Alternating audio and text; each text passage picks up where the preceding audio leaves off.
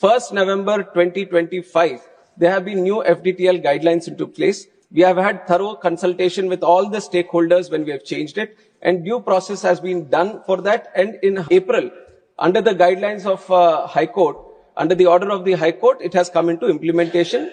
There were 22 FDTL guidelines, 15 of them from 1st of July and 7 of them from 1st of November. There was no problem from what was happening in 1st of July. And there were some variations that were required by the airlines for the guidelines which were proposed from 1st of November. There were multiple stakeholder consultations done, not only with Indigo. We have other players in the industry also, with everyone. Multiple stakeholder consultations regarding the FTL, where we have been very, very strict, saying that there has to be no compromise on safety. Safety is the topmost priority.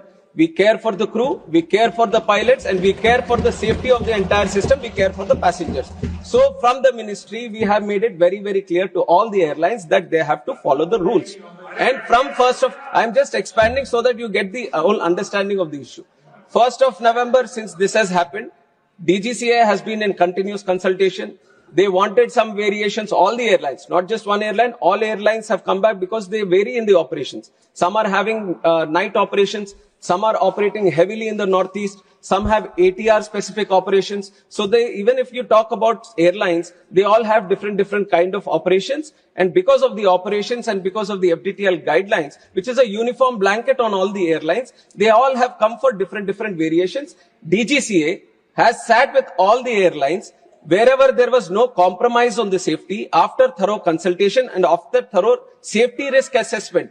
Necessary variations, necessary exemptions have been given beforehand itself. And on 1st of December also, this was on 1st of November. What honorable member has also observed, we are talking about December 3rd, after 1 month.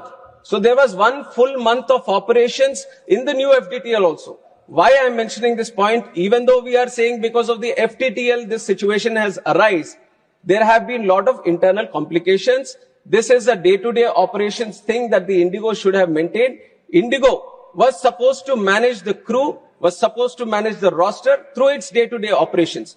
We are there to check if the FDTL is properly implemented or not, and there has been no compromise on that side. And for 1 thorough full month, we have been observing.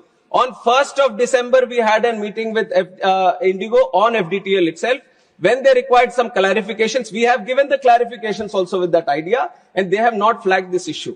So everything was running normal till then. Suddenly we have observed this on 3rd. Immediately when this was observed, the ministry came into the picture. We have taken over the situation at the airports. We have consulted all the stakeholders.